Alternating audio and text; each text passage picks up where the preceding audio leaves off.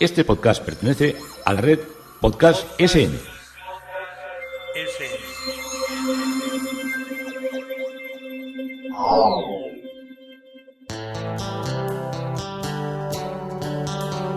Historia con sentido. Un podcast realizado y presentado por Juan Carlos González.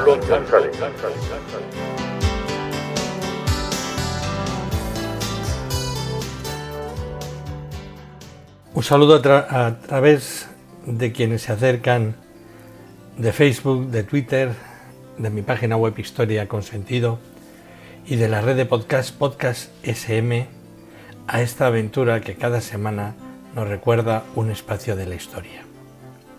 Hoy el tema propuesto es en las capillas de San Antolín de Tordesillas. Nos habíamos quedado en la espectacular capilla de Los Alderete, contemplando el retablo, contemplando el sepulcro, y vamos a continuar por las naves y por la nave central y lateral de la iglesia de San Antolín para completar este precioso recorrido que nos está llevando por una de las iglesias más cargadas de arte representativo de lo que es el Renacimiento e inicios del Barroco dentro de lo que es el arte castellano. Antes de salir de la capilla de los Alderete contemplamos un bello Cristo en plomo policromado. Sabemos que es de plomo porque nos lo indica la cartelería, pero aparentemente tenemos la imagen de que estamos ante un Cristo de madera policromada, de una bella estampa, y probablemente repetido muchas veces, porque cuando los hacían en plomo usaban un molde y era con lo que troquelaban los distintos Cristos. Pero es de una gran belleza, de como a 1 metro de tamaño aproximadamente. Accedemos nuevamente a la cabecera de la iglesia y nos encontramos con un retablo de San José y un bajorrelieve de San Francisco del siglo XVII.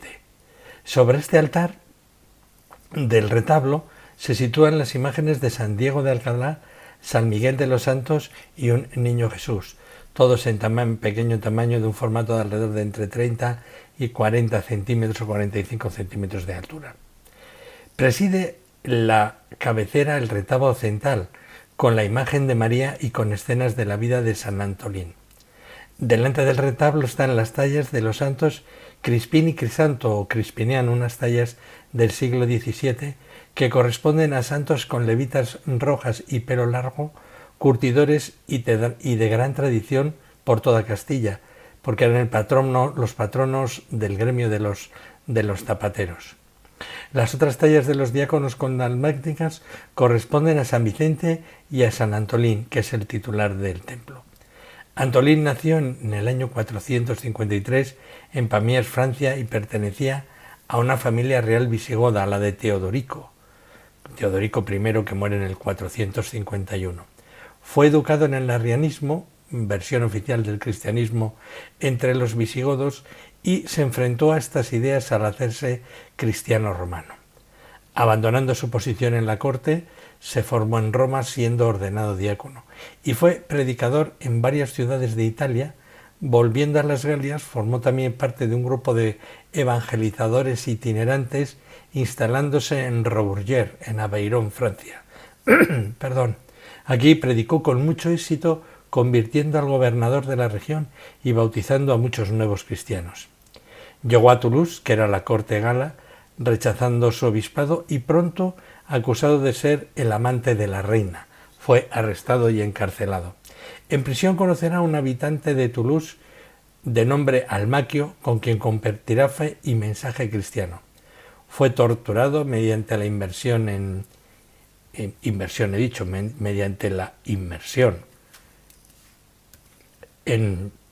aceite hirviendo y arrojado al río Garona con una muela de molino atada al cuello, pero milagrosamente se salva y sigue ganando conversos. Tenéis que tener en cuenta que todas estas vidas que os narro forman parte de la leyenda áurea, de todas esas especies de vidas noveladas y legendarias de los santos.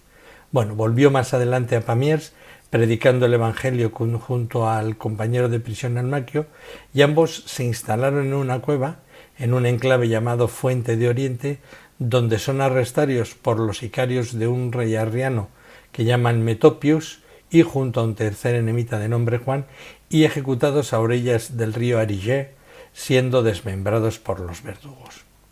El retablo central es una obra de menor valor que la Capilla de la Piedad que hemos visto antes. Es un retablo central del siglo XVII, obra de José de Arroyo. El maestro Arroyo, que muere en 1695, aprendió su trabajo junto al arquitecto y retablista Pedro de la Torre, que vivió entre 1596 y 1677, y añade, a finales de la década de 1650, ya cuenta con una nutrida experiencia, se establece en Valladolid y crea un taller de retablos, y de ese momento creativo es este retablo de San Antolín. Las pinturas son del tema de la vida de San Antolín y son acompañados por lienzos de apóstoles. Los bustos, los dibujos que al menos yo he intentado ver cuál es cada uno de ellos, pues son San Mateo, San Andrés, San Pablo y otro apóstol, pero no os puedo decir quién porque no he logrado identificarlo plenamente. Es una obra, estas pinturas, del año 1633, pintadas por Felipe Gil de Mena. El maestro Gil de Mena fue un pintor barroco español, discípulo y continuador de la obra de Diego Valentín Díaz, que había vivido entre 1586 y 1660 en Valladolid. En el centro del presbiterio se halla una urna de procesionar hecha en madera policromada dorada y en cristal, es como una gran urna, y dentro hay un Cristo yacente del siglo XVII de la escuela de Gregorio Fernández.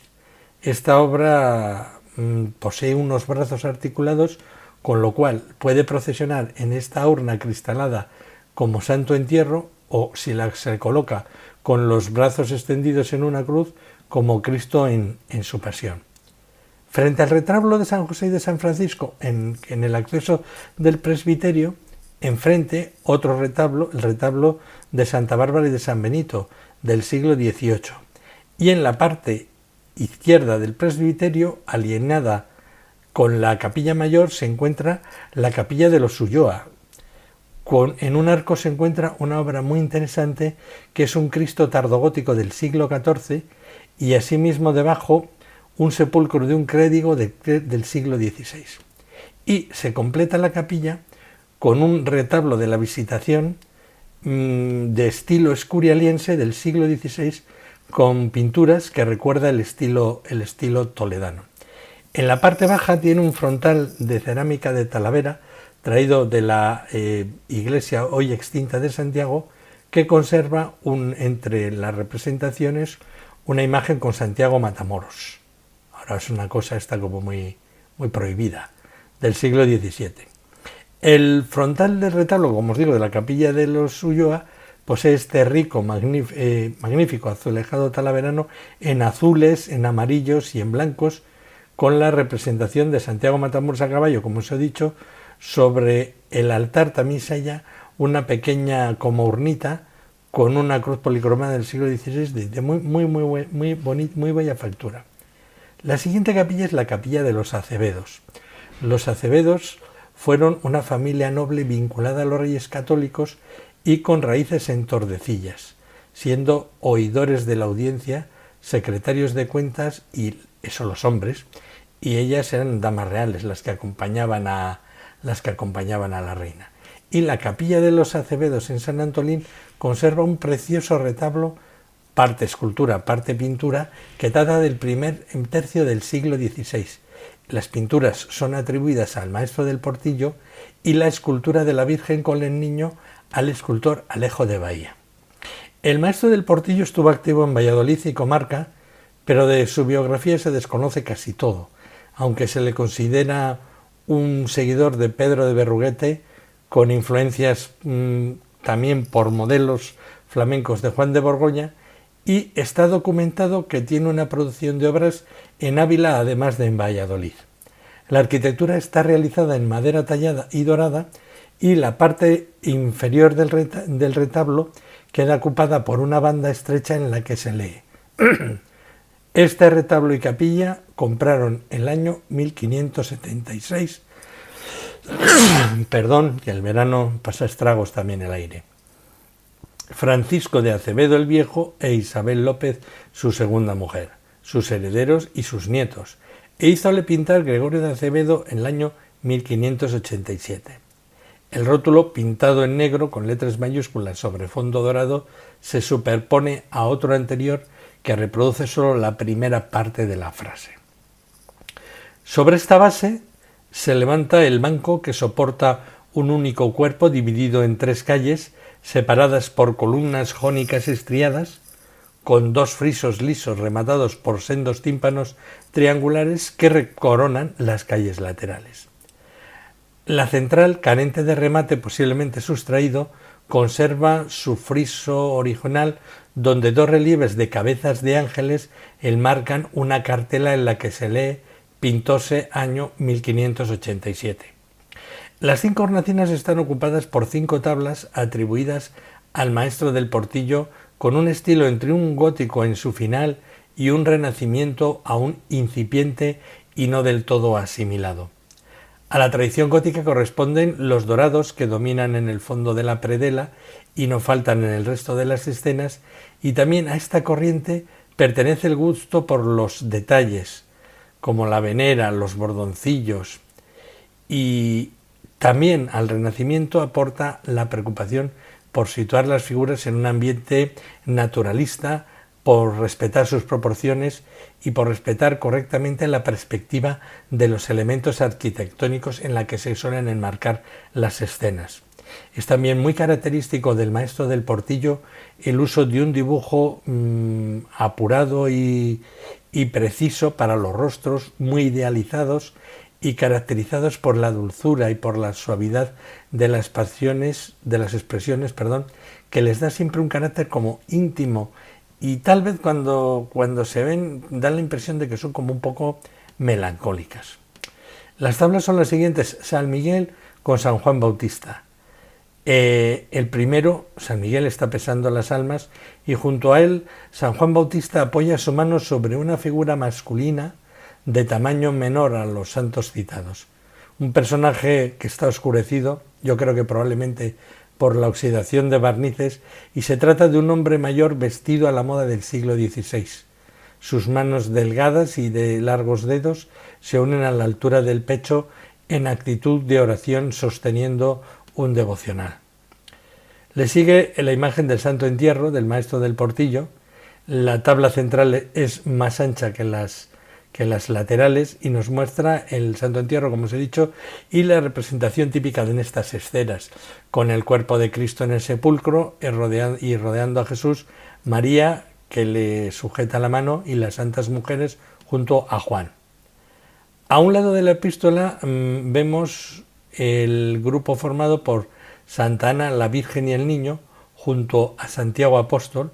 El niño recoge un fruto entregado por María y Santa Ana es de un tamaño mayor, arropa con una mano por el hombro de la Virgen, madre pero casi niña, y a su lado Santiago Apóstol sujeta en una mano el bastón del peregrino y en otra un rosario, y colgando sobre la espalda el bordón o bastón de los peregrinos con una concha.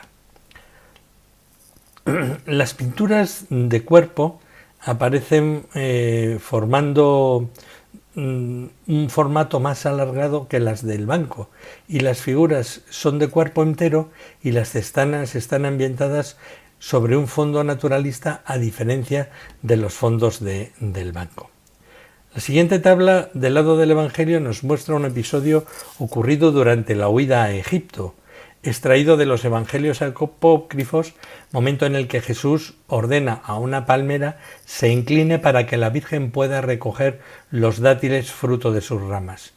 Y en esta representación son los ángeles los que abaten las ramas del árbol, y uno de ellos ofrece a la Virgen un racimo de dátiles, y mientras San José, con expresión concentrada y como alejada de la escena, avanza por delante sujetando las riendas del asno donde lleva a la Virgen y al niño. En el lado de la epístola se presenta el nacimiento de Jesús, ambientado en una estancia renacentista, con influjo de un grabado de Martin Schönhauer, muy conocido, y en el cual San José sostiene en su mano un cabo de vela encendido como indicándonos la nocturnidad de la Natividad. La Virgen permanece de rodillas, adorando a Jesús, cuya condición divina queda resaltada por el nimbro crucífero, que es la aureola con una cruz inscrita dentro. Y completan la escena algunos otros personajes. El fondo es un paisaje ocupado por un cielo azul oscuro, surcados por dos ángeles porteadores, con un texto con anotación musical. Y por debajo de ellos, ya en tierra, se dispone un rebaño vigilado por dos personajes, uno de los cuales se arrodilla señalando el cielo. La Virgen que preside el retablo, el centro, es una talla de bulto redondo que representa a la Virgen con el niño. La Virgen aparece de pie con un niño Jesús vestido con una túnica abierta que deja a la vista parte del pecho, el vientre y las piernas, disposición habitual en la época y destinada a manifestar la naturaleza humana del Hijo de Dios. A los pies de la Virgen se perciben los extremos de un creciente lunar y tras ellas una aureola de rayos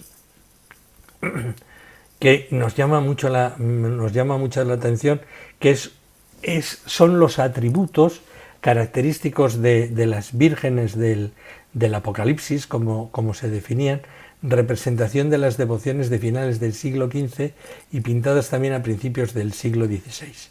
Diversos detalles parecen indicar que estamos ante una obra de Alejo de Bahía, un característico pliegue trapezoidal en el manto que le es muy característico, y también estudios nos indicarían que podría tratarse de su taller y datarse alrededor de 1500. Alejo de Bahía muere en 1515, fue un escultor gótico de origen en el Bajo Rin, en Alemania, y activo entre 1475 y 1515. Su obra se inicia en Valencia, Reino de Aragón, y se desplaza a Castilla con obras en Valencia, Palencia y también en Oviedo, en Asturias. Los elementos más antiguos del retablo son las tablas y la escultura, que han de ser datados en los primeros decenios del siglo XVI.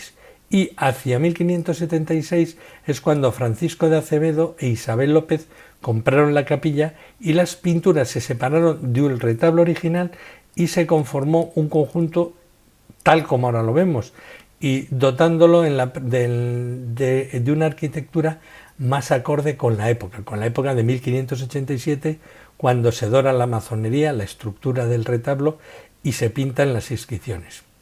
Continuamos en la capilla de los Acevedos con un cuidadísimo calvario que tiene como dos partes. El Cristo del este calvario, que tiene una impronta romanista que presenta una bella policromía.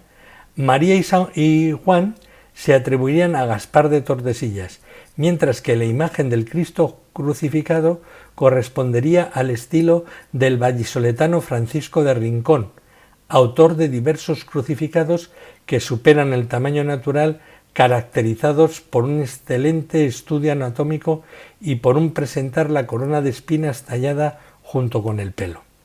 En la misma capilla está el relieve de Jesús atado a la columna del siglo XVI, del Círculo de Cornelis de Holanda. Relieve de alabastro insertado en un marco posterior, decorado con cabezas de querubines en los ángulos, y se atribuye la obra al Círculo de Cornelis de Holanda, que fue un escultor flamenco del siglo XVI y cuyas obras se documentan sobre todo en Galicia. El relieve se encuentra policromado y representa a Cristo atado a la columna con la figura coronada de espinas en posición de 3/4 y acompañada de flagelos y azotes. Y el relieve, a pesar de su escaso fondo, muestra la pericia del escultor para definir el modelo anatómico, alcanzando un gran virtuosismo en los pequeños detalles de la cabeza, que aparece rodeada de un nimbo radiante pintado con finos rayos dorados muy frecuentes en el primer tercio del siglo XVI. Otra obra insigne por su belleza y que posee una bella policromía es una Virgen de la Piedad del siglo XVI y en un nicho en la pared de la capilla de los Acevedo se contempla también un pequeño San Bernardo del siglo XVI, como os digo, en un nicho sin policromar, o si ha estado policromado ha perdido la policromía. También próximo a las escaleras del púlpito de la nave se aprecia un San Roque del siglo XV y saliendo de la capilla de los Acevedos un púlpito del siglo XV realizado en hierro forjado con adornos de latón dorado y con una escalera de madera con los mamperlanes pintados, y el tornavoz es de madera policromada muy bella. Volviendo a la nave central, hay un Arcángel San Miguel venciendo al diablo del siglo XVI y continuamos con un Cristo del Perdón del siglo XVII atribuido al Círculo de Bernardo de Rincón. Es una obra de madera policromada, puramente barroca, propia de las expresiones sufrientes de la Contrarreforma, con una estudiada anatomía y que se ha identificado dentro de las obras de Bernardo de Rincón, fechado entre 1621 y 1660, de su círculo, siendo también atribuido a José de Rozas, activo en Valladolid entre 1696 hasta su muerte en 1725, o a su círculo. En esta parte de la nave central, en madera policromada, nos encontramos también con un ángel triunfante del siglo XVII, la imagen de un ángel que avanza decidido, portando una cruz en una mano y en la otra un cáliz, barroco con un bello semblante, pequeñas alas, un vestido con muchos pliegues y descalzo, lo que indica que es ángel y no arcángel. Cuando no llevan zapatos son ángeles, porque no pisan la tierra, van flotando por ella. Y cuando llevan zapatos o sandalias son arcángeles. Esto era muy importante en todo lo que era la representación, porque los ángeles son enviados por Dios desde el cielo para acompañar a los hombres en sus pasos y en sus caminos. Pues unos llevan zapatos y otros no, que esto nos quede claro. Esto era un poquito de broma que tenía que hacer. Pero así era como se hacían las representaciones. Y está situado sobre una base policromada con bellas plantas sobre un dorado que le dan una altísima elegancia. Prosigue una obra que es la Asunción de María, anónima del siglo XVI, pero con muy buena mano, y en una vitrina se conserva una colección de orfebrería formada por 3 sácaras. Las sácaras eran lo que estaban colocadas en la parte delantera, en las predelas, delante de las predelas, con bastante detalle, y allí era donde estaban indicadas las oraciones que debían decir el presbítero, a veces el diácono y el subdiácono, cuando se empezaba la celebración de la misa, que se hacía de espalda al público y de cara al retablo. 3 sacras de plata del siglo XVI, 3 custodias de plata sobredorada del siglo XVIII, para exponer la custodia y bendecir con ella. 2 vinajeras, una de plata y otra sobredorada del siglo XVIII, 2 cálices de plata sobredorada, una naveta de plata del siglo XVII, la naveta es donde se mete el incienso para añadírselo luego al incensario, 2 píxides de plata del siglo XVII, los píxides son para guardar las formas consagradas y repartirlas o bien en la iglesia o bien como viático en la extremaunción a los enfermos, 2 conchas para cristianar o bautizar del siglo XVII y un hisopo de plata. Hisopo es para echar el agua bendita sobre los fieles o para bendecir objetos o campos, del siglo XVII también este hisopo. Junto a estas piezas de orfebrería se encuentra San Juan con un niño del siglo XVII y otra obra de San Juan Bautista con el Cordero del XVII y un cepillo limosnero en madera y hierro forjado empotrado en la pared, y encima una pintura al fresco, está un poco dañada, de una virgen con manto muy del siglo XVIII ya. Otras obras excepcionales. Otras obras excepcionales, como se estaba diciendo. San Juan Bautista de Esteban de Rueda, Esteban Conejo de Rueda, que era como se llamaba, nació en Toro, en Zamora, en 1558 y se formó como aprendiz en el taller de Sebastián Ducete.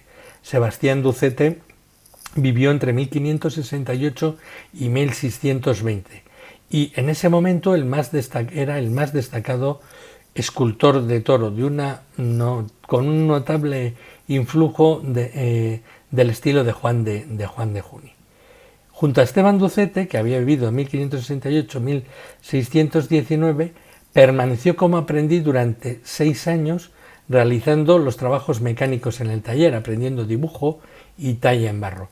Y se unió a esto que Ducete no tenía hijos y lo adoptó prácticamente como tal. Las obras se sucedieron primero como miembro sobresaliente del taller de Ducete y luego como maestro independiente, realizando muchas tallas para retablos en toda la comarca de Toro, Valladolid y Ávila. Y heredó gran parte de las obras que Ducete dejó inconclusas. Por eso hay obras que se le atribuyen a él y otras a Ducete, y hay muchas obras que tuvieron al final su mano. En esta talla se advierte tanto la influencia manierista de Ducete y por de Juan de Juni, como un conocimiento de la obra de Gregorio Fernández en el plegado de los amplios ropajes y en un muy personal tratamiento de los cabellos y de las barbas rizados. Falleció en 1627, siendo esta obra de su época madura probablemente alrededor del año 1620. La obra más excepcional de todo el Museo Sacro es la Inmaculada de Pedro de Mena, como os digo, la gran joya, y se presenta sustentada sobre una media luna de plata, adaptando la silueta en forma de huso, así como un poco retorcida, y está en una actitud orante, con las manos unidas a la altura del pecho, viste una camisa blanca fruncida que asoma en los puños, una túnica marfileña que simula seda y un manto azul que la envuelve el cuerpo, dejando al descubierto el hombro derecho, y todo en un alarde de virtuosismo técnico a base de finas láminas y de profusión de pliegues. Su cabeza ovalada se cubre con una larga cabellera que cae por los hombros y espalda en forma de mechones exentos, y siendo en sus facciones del rostro aniñado de niña, donde se aprecian los recursos propios que empleaba Pedro de Mena, que eran los ojos rasgados. Parece como si se tratara de una niña un poco como si fuera filipina, algo así. Racialmente nos recuerda un poco a ese tipo de mujeres. Los ojos, como os digo, son rasgados con postizos de cristal, tiene una nariz larga y boca pequeña. El maestro granadino Pedro de Mena, que vivió entre 1628 y 1688, siguió la tradición de su padre Alonso de Mena y Escalante, que vivió entre 1587 y 1646, en la creación con detalles concepcionistas como consecuencia de los graves enfrentamientos producidos en Sevilla en 1613, lo que dio lugar a una ingente producción de Inmaculadas por adhesión a este dogma. ¿Qué había sucedido en la ciudad de Sevilla? Pues al contrario que los franciscanos y los jesuitas, que eran acérrimos defensores concepcionistas, los dominicos, la orden de los predicadores, se opusieron rotundamente a la mencionada promulgación del dogma. Los dominicos del convento Regina Angelorum de Sevilla mantenían la postura contraria, y durante el sermón de la fiesta de la Natividad de la Virgen, el 8 de septiembre del año 1613, el prior afirmó que la Virgen María no había sido concebida sin pecado original, sino que había sido concebida como todos los fieles que estaban en los bancos, y como él que les estaba predicando en el púlpito, y como el mismísimo Martín Lutero. Bueno, cuando oyeron aquello, el vulgo que vibraba en su ignorancia con el dogma, pues se amotinó y se obsesionó con la Inmaculada Concepción. Se hicieron cuadros, tallas, grafitis, y todos los artistas tuvieron una lluvia de encargos con el tema concepcionista. Una impronta decisiva de las directrices estilísticas del escultor fue el regreso a Granada de Alonso Cano. Alonso Cano, que vivió entre 1601 y 1667, y en 1652, tras haber trabajado en Sevilla y Madrid. Entre los discípulos de los que se rodeó, uno sería Pedro de Mena, y fue el que mejor aprovechó sus enseñanzas, que en su dilatada iconografía de la Inmaculada se inspira en la obra que hace Alonso Cano, que es una de las más monumentales y más bellas para la Catedral de Granada. Está en la sacristía, la podéis contemplar cuando se hace el circuito de la catedral, es excepcional. En la obra de Pedro de Mena se superan los 15 ejemplares de representaciones de la Inmaculada, unos firmados, otros atribuidos, que fueron realizados tras el traslado del taller de Granada a Málaga en 1658. Entre los ejemplares que repiten las mismas características se pueden citar las Inmaculadas de la iglesia de San Nicolás de Murcia, obra de 1676, la Inmaculada de las Madres Carmelitas de Madrid, 1686, que es la más parecida al ejemplar tordesillano, aunque la otra, con pequeñas figuras de ángeles en la peana, también la de la Abadía del Císter en Málaga, en 1676-86, y la de la Iglesia de los Jesuitas de Toledo. La Iglesia de los Jesuitas de Toledo es excepcional, si podéis ir a verla, que es una iglesia increíble. Accedemos al coro situado al fondo de la nave, donde se sitúan varias piezas de interés. Una obra son los Desponsorios de la Virgen del siglo XVII, de un seguidor de Murillo, y estamos ante algo parecido a una miniatura. Se exhibe en lo que es el espacio del coro bajo y está enmarcada en una cornucopia decorada con rameados en relieve, y es obra de un desconocido pintor que sigue las pautas que diríamos de amabilidad establecidas por Murillo en la escuela sevillana, y presenta la escena de los desposorios ambientada en un templo trazado en perspectiva e incorporando numerosos personajes que lucen pintorescas vestiduras descritas con minuciosidad, a pesar de su pequeño tamaño, así como una gloria abierta típicamente barroca. El pintor hace un alarde de colorido que realza su atractivo. Una bella talla cargada de movimiento, procedente también como ese altar, esas cerámicas de los que os hablé, del antiguo templo de Santiago de Tordesillas, en madera policromada, tenemos a un Santiago Matamoros del siglo XVII. También hay un cantoral de oficio de Semana Santa del siglo XVII, del abundante fondo de libros de coro eclesiales, y este cantoral refleja pues la preocupación que se tenía en esa iglesia por la música religiosa. Otra obra de excepcional belleza es un Etxehomo de escuela andaluza, una talla en madera policromada y muy del siglo XVII, muy andaluza, muy barroca. Una talla policromada también procedente esta del convento de San Francisco de Tordesillas es una obra firmada por Felipe de Espinavete, San Francisco, en 1787. Felipe de Espinavete había nacido en Tordesillas en 1719 y muere en Valladolid en 1799. Descendía de una familia aragonesa, pero asentada y vinculada a Valladolid, y como escultor adquirió gran prestigio, ya que conocemos que en el año 1750 el catastro del Marqués de Ensenada le asignaba altos ingresos, y en 1784 ingresó en la Real Academia de la Purísima Concepción de Valladolid, donde fue elegido teniente de dibujo en 1787. Teniente de dibujo es lo que sería el catedrático de esa Real Academia. En 1790, viudo, se refugió en Tordesillas, donde tenía un hijo presbítero, y a la muerte de este retornó a Valladolid para vivir con su otro hijo. Aunque su vida penetra en la segunda mitad del siglo XVIII, sigue practicando una escultura de estilo barroco con influencia de Pedro de Ávila, que vivió entre 1678 y 1742, y sobre también influencia de Pedro Sierra, que vivió entre 1702 y 1760, y Antonio Gautúa. Mantuvo el interés por el naturalismo, aunque también introduce con suavidad de facciones en diversas obras, ya también dentro de un gusto rococó.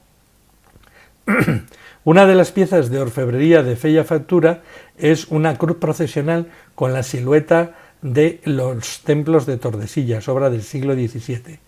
Y también en el coro bajo sorprende una puerta con 5 cerraduras que, si bien no pertenecía a la iglesia de San Antolín, sino que con acierto nos presenta un recuerdo de la Inquisición. Se trata de una gran puerta de hierro con cuyos 5 cerrojos están grabados la cruz, la espada, y la rama de olivo. Y esta puerta perteneció a los Gaitán, de los cuales Andrés Juan Gaitán, natural de Tordesillas, fue miembro del Consejo de Su Majestad en la Suprema y general inquisidor. La Suprema era como se llamaba también a la Santa Inquisición. Esta es la puerta de archivo inquisitorial que probablemente procede de Perú y construida hacia 1651. Y las llaves de esta puerta las conserva en la recepción, y el responsable del museo prueba ante los habitantes la apertura de los diversos cerrojos, y todo esto llama mucho la atención. Y se completa el museo con una curiosa tabla del tema de las misas de San Gregorio, donde se presenta el milagro de las misas de San Gregorio del siglo XVIII, donde las almas de los difuntos son subidos al cielo mediante la realización de una misa, pero claro, esto suponía también el pago del estipendio. Y para terminar la visita os propongo que retornéis o paséis, pero ya no mirando todas estas tallas y todas estas pinturas de las cuales os he hablado, sino contemplando las bóvedas policromadas, que son una verdadera maravilla.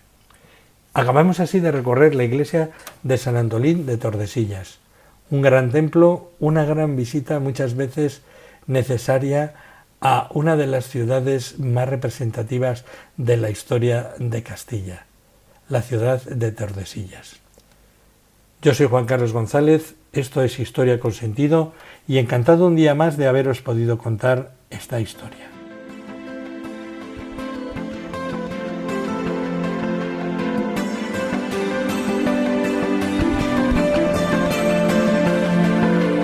Hasta aquí un episodio más de Historia con Sentido. El podcast que te habla de historias de la historia, sucesos, eventos, como si el ayer fuera hoy. Síguenos a través de iTunes, Spreaker o iVoox. Contacta con nosotros por correo electrónico escribiendo a podcast@historiaconsentido.com. Nuestra web www.historiaconsentido.com. Y en Twitter nos encontrarás como @historiasentido. Este podcast pertenece a la red Podcast SMM.